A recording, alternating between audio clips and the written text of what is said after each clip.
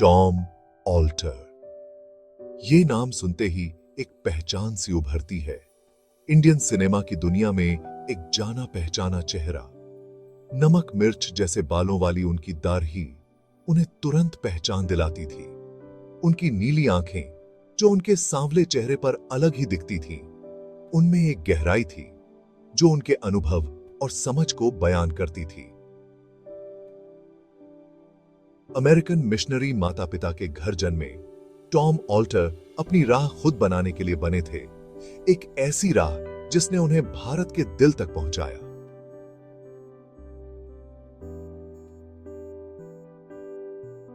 वो एक जवान लड़के के रूप में इंडिया आए, उस देश की ओर खींचे चले आए जहां उनके माता पिता ने अपनी पूरी जिंदगी लगा दी थी। उन्हें क्या पता था कि ये देश अपनी रंगीन संस्कृति और अलग अलग तरह के अनुभवों से भरपूर उन्हें अपना बना लेगा। यहीं भारत के चहल पहल भरे शहरों और शांत गांवों में टॉम ऑल्टर को अपनी पहचान, अपनी आवाज और अपना काम मिलेगा। सिनेमा की दुनिया ने उन्हें बुलाया और टॉम ऑल्टर ने खुले दिल से हां कर दी। अपने शुरुआती रोल में उन्हें अक्सर ब्रिटिश अफसर के रूप में ही देखा गया। उनका चेहरा, उनका अंदाज, ये सब उन्हें इस किरदार में फिट बनाते थे। उनकी पहचान श्याम बेनेगल की फिल्म जुनून से बनी। इस फिल्म ने उनके करियर को एक नया मोड़ दिया। वो एक एक्टर थे जो अलग अलग तरह के किरदारों को जी सकते थे। टॉम ऑल्टर का अपने काम के प्रति समर्पण सिर्फ एक्टिंग तक ही सीमित नहीं था। उन्होंने खुद को अपने नए घर की भाषाओं में डुबो दिया।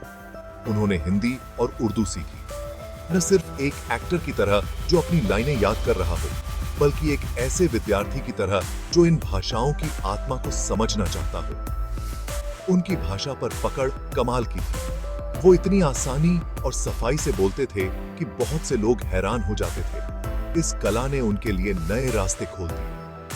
अब वो दर्शकों से एक गहरे स्तर पर जुड़ सकते थे, अपनी भावनाओं को इस तरह से व्यक्त कर सकते थे जो शब्दों से परे था। हिंदी और उर्दू पर उनकी पकड़ ने उन्हें भारतीय रंगमंच की दुनिया में भी जगह दी, जहां भाषा का बहुत महत्व होता है। स्टेज और स्क्रीन क्रिएटिविटी से रची एक विरासत, रंगमंच टॉम ऑल्टर का दूसरा घर बन गया। उन्होंने थिएटर को उसी जुनून और समर्पण के साथ अपनाया जो वो अपनी फिल्मों में लाते थे।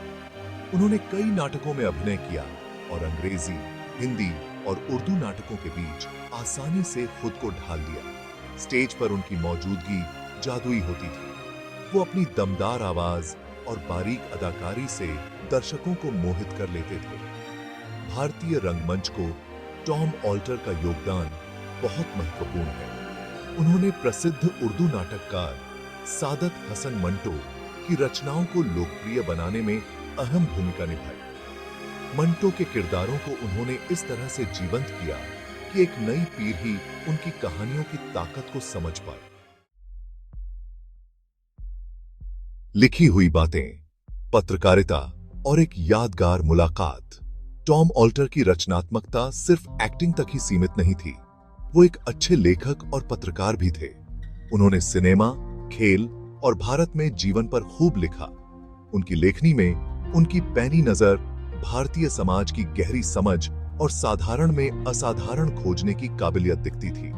उनकी एक यादगार पत्रकारिता का अनुभव था महान क्रिकेटर सचिन तेंदुलकर का इंटरव्यू लेना।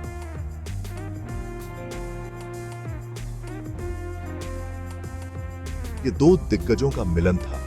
हर कोई अपने अपने क्षेत्र का महारथी। ऑल्टर के सवाल और तेंदुलकर के बेबाक जवाबों ने इस इंटरव्यू को बहुत दिलचस्प बना दिया और दो असाधारण व्यक्तियों के दिमाग में झांकने का मौका दिया।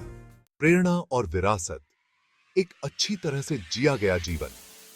टॉम ऑल्टर का जीवन इस बात का प्रमाण है कि अगर इंसान अपने जुनून को अपना ले तो क्या नहीं कर सकता। वो भारत की समृद्ध सांस्कृतिक विरासत और यहाँ के लोगों से बहुत प्रभावित थे। उनका दिग्गज अभिनेता राजेश खन्ना के साथ बहुत गहरा नाता था। भारतीय सिनेमा, रंगमंच और पत्रकारिता में उनके योगदान ने उन्हें बहुत सम्मान और पहचान दिलाई। उन्हें 2008 में पद्मश्री से सम्मानित किया गया।